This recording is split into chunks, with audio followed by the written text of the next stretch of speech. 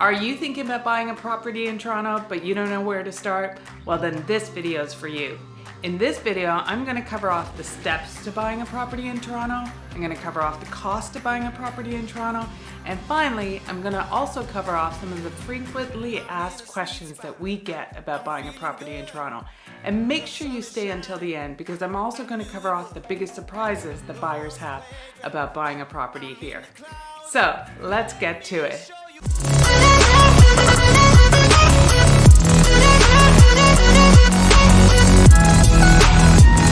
Hi everybody, my name is Connie Sarvananthan and I'm a real estate agent and investor here in Toronto. And if this is your first time to the channel, please like and subscribe. It really helps us out. And don't forget to hit that little bell notification so that you know every time we have a new video. Our goal with our channel is really about education. We want you to know as much as possible about buying and selling in Toronto, because when you are ready to buy or sell, then you will feel confident about the process.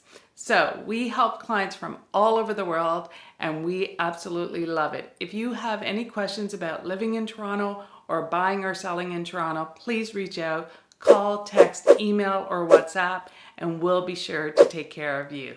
Buying and selling property in Toronto can be confusing, and it doesn't matter if you've already done it or this is your first time. It's confusing because the market is constantly changing. We have a very dynamic market in Toronto, and so there are always things that are shifting. And as a result of the dynamic market, our government also does a lot of changes to our rules and regulations. So not only do you have to understand the basics of buying a property in Toronto, you should also understand that it is ever evolving and changing. So when I was thinking about doing this video, I thought the best way to do this is cover off some of the frequently asked questions that I get. Then I'll go through the process and then I'll end it off with some of the financials. So as I talk about financials throughout this video, don't worry about writing it down. I will have a final sheet to show you so that you understand the financials that I'm talking about. So let's get to the frequently asked questions. One of the questions I often get asked about is mortgages. What exactly is a mortgage? Well, the way I describe it is a mortgage is a partnership between you and a lender. So let's say you want to buy a $500,000 house. Well, for most of us, we don't have $500,000 sitting around to buy a house. Some of us do, and if you do, then hey, you don't need a mortgage. But for most of us, we only have a portion to put down, and that portion is considered our down payment. So for this example, let's say we have 20% to put down, which is $100,000. So we have $100,000 to put towards our $500,000 purchase. We still need $400,000. That's where you go to a lender to get a mortgage. And that lender is going to lend you $400,000. Now, why would this lender lend you $400,000? Well, there's a couple of reasons. First of all, they have the house, the property, as collateral. So for whatever reason, if you don't pay them back, then they can always go after the property. The second reason is that they're going to make money on the interest and the fees. And that's what you work with the lender to establish. You're going to establish things like the interest rate that you're going to pay, the payment frequency, how long it's going to take you to pay back. All of those things are worked out with your lender, and so they will establish all of that with you when you get a mortgage. Now, where do you get a mortgage in Canada? Well, there's lots of places to get mortgages in Canada. You can go to financial institutions, you could go to smaller institutions, you could work directly with those institutions, or you can work with a mortgage broker who would have access to different types of lending vehicles. You can also have a private person that wants to lend you money. But here's the thing that I would say to everybody when you're working on your lender is that you really need to trust your lender. So this is the same advice that I give on real estate agents. When you're working with a lender or you're working with a real estate agent, you need to feel comfortable with anything you're signing.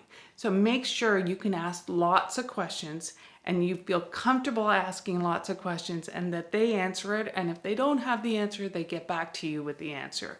Second of all, make sure that you don't feel pressure to sign anything. You should feel very comfortable when you're about to sign anything because you all understand it. So that's my advice on working with a lender or actually working with a real estate agent. So that's the first question. The second question I often get asked about is down payments.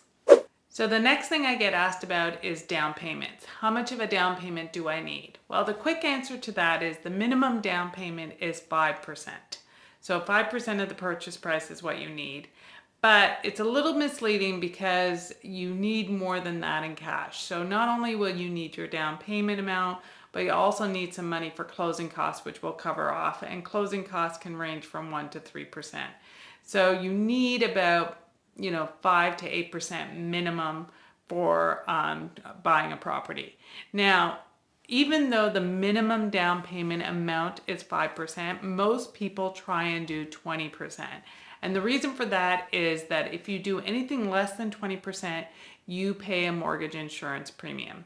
And what that means is that because you don't have 20% down, you have to pay this premium and it gets added to your overall mortgage, and it can add up to quite a significant sum. So for example, in that $500,000 example we gave, if you did your 20% down, which is $100,000, then there would be no mortgage insurance premium.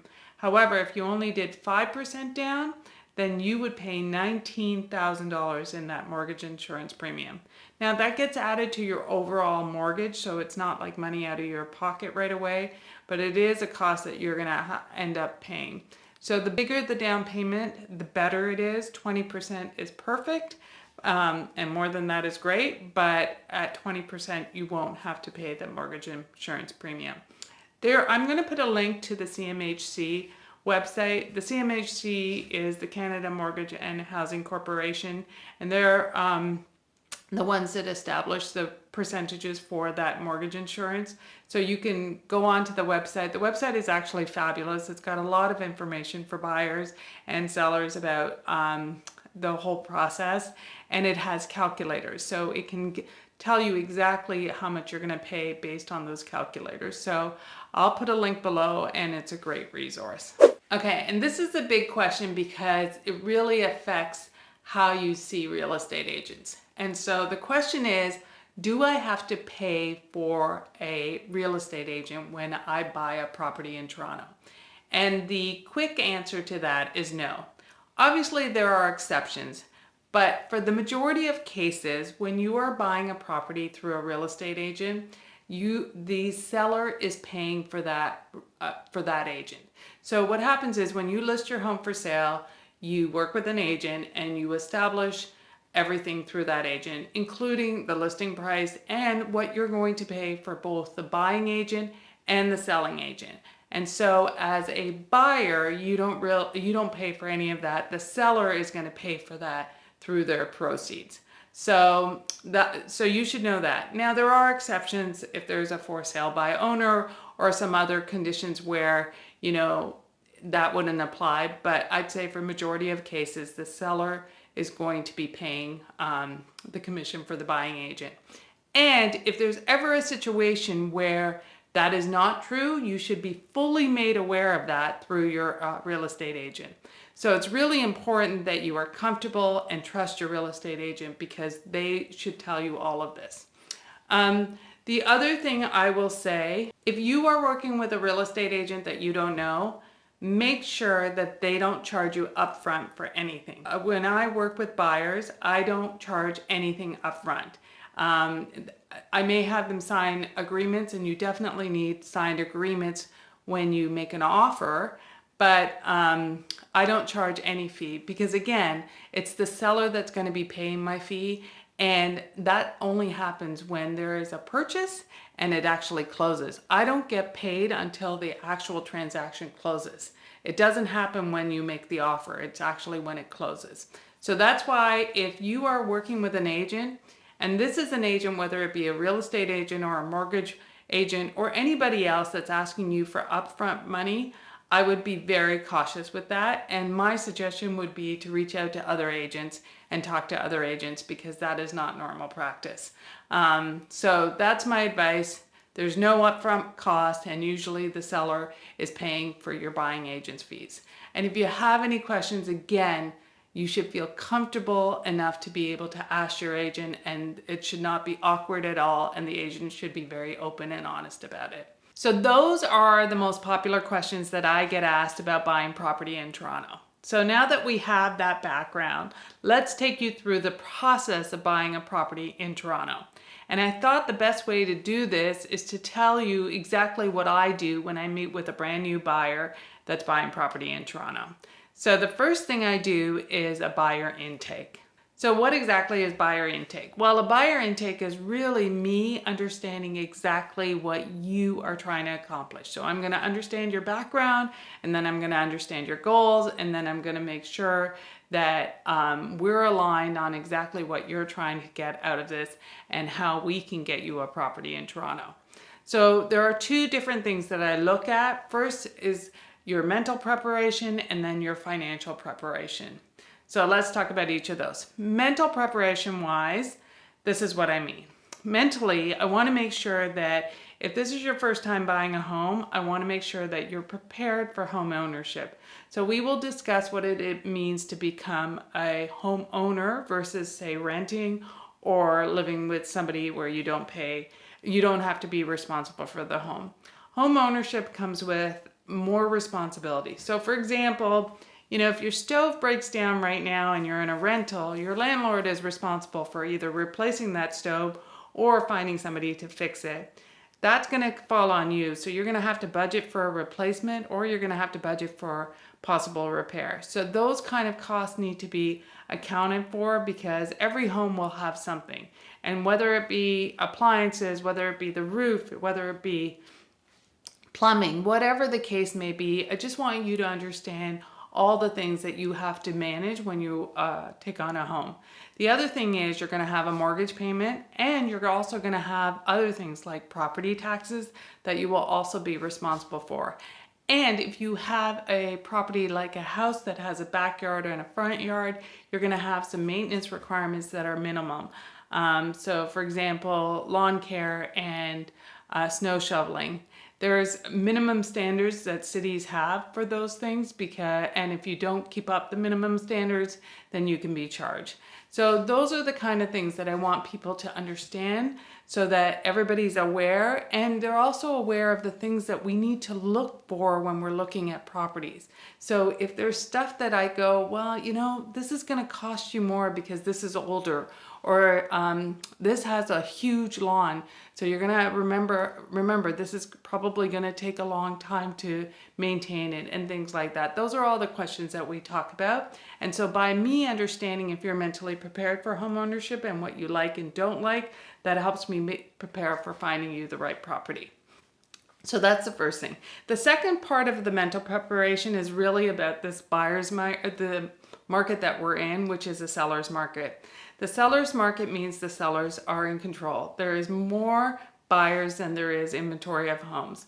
So what does that mean mentally? It just means that when a great property comes on the market, you need to be able to make a decision quickly. So what I tell my buyers is that, listen, we're going to get you comfortable with this whole process, but when a really great property comes on, usually the way that it works is it's going to come on, there's going to be an offer date, and then you're going to have to be ready to go in on that offer date. And depending on how many people are bidding, you're going to have to be prepared to, offer the price that you would be willing to pay. And oftentimes you have to be able to sacrifice some things like that you wouldn't have to do if it wasn't a seller's market, which we would talk about, like inspections and things like that. So the reason why I have this conversation with everybody is that it's going to take time for you to get comfortable with that process. But once you get comfortable with it, then you'll be able to do it, because in this market, you have to be able to make decisions quickly if it's a really hot property and there's a lot of interest. So those are the kind of things that I ask my buyers to be prepared for from a mental preparation side.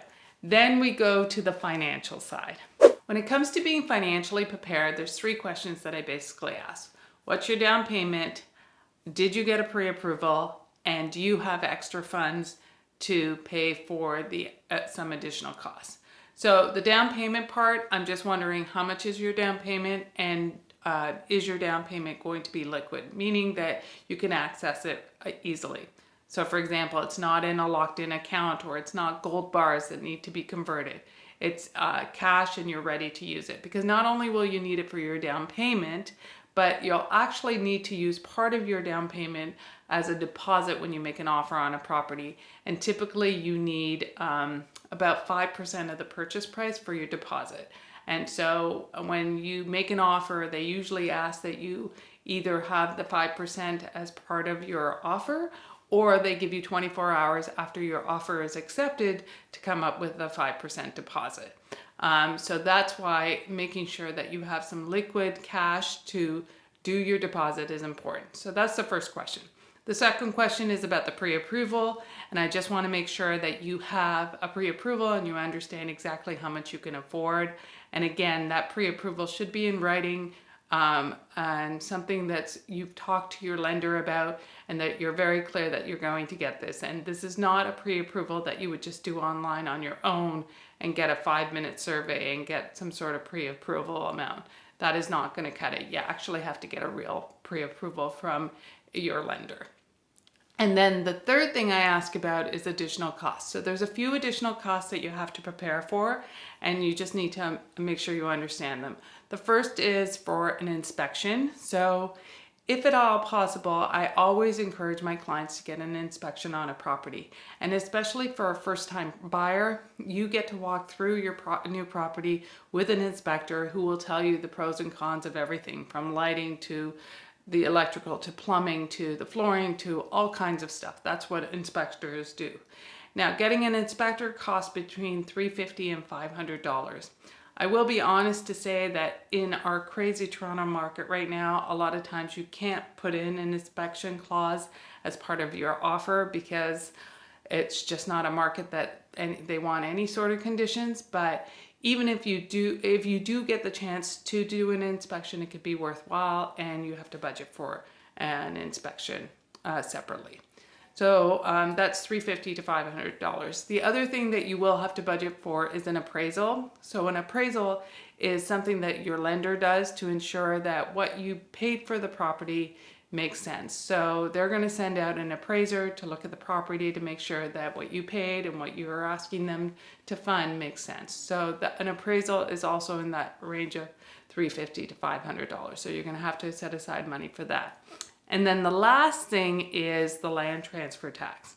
So the land transfer tax is the tax that is on all resale properties in Toronto and Ontario. So here's the thing. Ontario has a rate, and then Toronto has the same rate. So in the rest of Ontario, you pay one land transfer tax. In Toronto, you actually pay 2 land transfer tax. And let me give you some numbers as an example. So for our $500 property, if you bought a $500,000 property and it was outside of Toronto, then you would be paying about $6,500 in land transfer tax. In Toronto, you would pay the $6,500 for Ontario, and then you would pay an additional $6,500 for Toronto. So you'd actually be paying $13,000 in land transfer tax versus $6,500 for outside of Toronto. Now, one thing to make note of, though, is that there are some incentives for first-time buyers where you get a rebate on your land transfer tax. So there is some significant savings if you are a first-time buyer that you should keep in mind. And again, those are things that we will discuss as part of your intake, but that's really what you want to speak to your lender about and make sure that they're aware of that so that they can plan for that as part of your overall purchase strategy. So those are the 3 questions that I asked from a financial preparedness side. So now that we've established that you're mentally and financially ready to go ahead and buy a property in Toronto, then we actually start the whole buyer process. So let's talk about that. So the one thing I wanted to make clear before I go through the rest of the whole buyer process is all of this isn't mutually exclusive. You can do a lot of this stuff at the same time. So you can still be looking for properties as you're getting your finances ready. In fact, I highly encourage my clients to look at properties while they're getting their financing organized, because it really starts to give you a sense of what properties are listed for and what properties are selling. And I'm going to help you with that, and your real estate agent will help you with that. But it's really good to get a sense, because Toronto's such a big city and there's so many different areas and there's so many different criteria when it comes to, you know, what you can get for different price points. So even though you may not have everything figured out, I highly encourage you to start looking at properties online.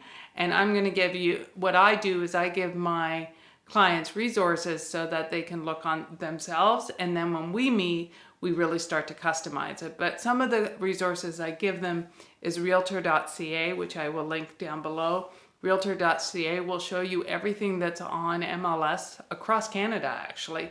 So you could look in Toronto and you could look everywhere else, but it's a really good resource for you to see what properties are out there and what the price points are. And I'll also give you other resources so that you can look up what sold prices are in certain regions, so that you really start to get a sense. But once we do the buyer intake, this is what we do moving forward. Okay, so we've done the buyer intake. We've now established what you're looking for. The first thing I do is get you on some custom searches.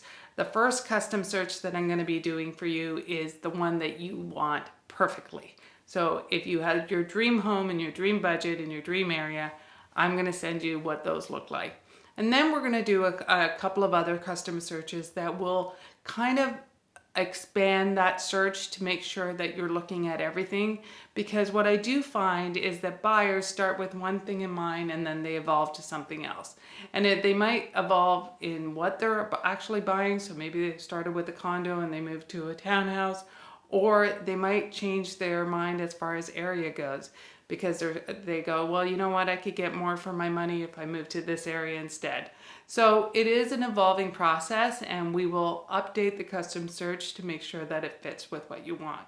So then, you will be starting to look at properties. We're going to be looking at searches. There's a ton of properties out there. We'll start to narrow them down. We'll start to go and look at them. You'll start to get a feel of neighborhoods and properties, and we'll start to talk about all the additional things that will be involved in buying different types of properties. And then let's say you find a property that you absolutely love. Well, what typically happens in Toronto right now is a property will come out and there will be a list price, and then there will be an offer date. And so you will have time to go and look at the property before that offer date. And then you will be told there's an offer date. So let's say it's Monday at 4 o'clock. You need to submit an offer through me on Monday before 4 o'clock. And then they will review all those offers, and then they'll decide if they're going to come back and ask people for different offers, or if they're going to take their best offer that day. And the best offer, that has different meaning for different people. So the best offer might be, the highest price for one person. The best offer for somebody else might be somebody who has 0 conditions and also has a really quick move-in date because they've already bought a new place.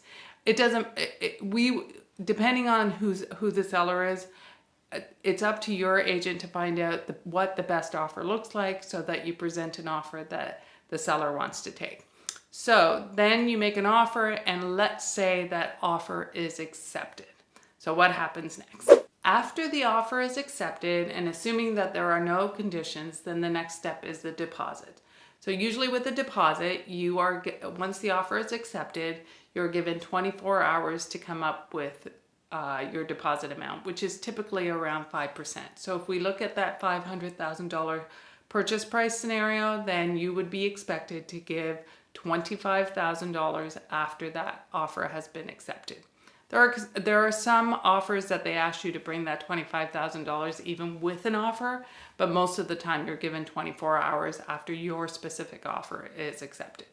So you do the deposit, and then we move on to the next step. So now the offer has been accepted, the deposit has been cleared, and this is when in Ontario we mark the property as sold. So that's when, once the deposit has cleared, then you will see the sold price on a property. And but that's not the closing date. So the sold date is the date that the deal was finalized. The closing date is the day when you actually take ownership of the property. And that could be, that date will depend on what you've negotiated. Sometimes it's, 30 days, sometimes it's 60, 90. It's whatever you negotiate. Typically, it's between 60 and 90 days. So between the time that it's sold to the time that it closes, there's going to be a few things that happen. One, you're going to get a couple of more visits to go and visit the property, to take measurements, make sure everything looks good. You also have a visit right before closing day, just to make sure that the house has remained in the condition that you bought it in. During that same time, your lawyer will be looking at the title to make sure that the title is free and clear and that there's no major issues with the title. Title is the actual ownership of the property, so they're just making sure that the property looks clear. So for example, they don't want to see any crazy lawsuits or liens against the properties. That's what your lawyer is going to be looking for. And then comes closing day. So closing day, you're going to have the banks involved, you're going to have the lawyers involved. So the lawyers and the banks fully take over on closing day. And so what happens is the banks are working to get the money exchanged, and the lawyer is ensuring that all of this is happening, and they're also changing the title. So they're changing the title from the previous owner to the new owner, and they won't do that until all the money has been exchanged. So once all of that is done, that's when you get the keys to your new property. So even though, let's say your moving date was December 1st, you're not going to get the keys to your new place, or you're not at all, until the money has cleared and the title has exchanged. And so all of that has to take place before the lawyer will give you the keys for the new place. So that doesn't typically happen in the morning. So if you're closing on December 1st, my clients usually get their keys sometime in the early afternoon, because that's when things kind of all happen and all the exchanges happen. It's happened earlier, but typically you should plan for early afternoon. So that's it. And then you get your keys and you're a new homeowner. So I hope I've explained this. I know it's a little bit confusing. I am going to put some charts at the end of this just to make it a little bit clearer from a financial perspective. And if I find that the feedback is that it was confusing, I'll break this video down to even smaller chunks. But that is the home buying process in Toronto. And if you want more details about pros and cons of buying in Toronto, I have another video that goes into a lot of the reasons why, the good and the bad of buying in Toronto specifically, versus this video, which was about the entire process. So thank you for watching. Again, my name is Connie Sarvananthan, and I'm a real estate agent here in Toronto and the GTA. And if you enjoyed this video, please like and subscribe. And if you have any comments, good or bad, I'd love to hear them. And like I said, we love knowing what you want to learn about and hear about. So if there's other videos that you would like to see in the future, please let us know. Thanks and take care.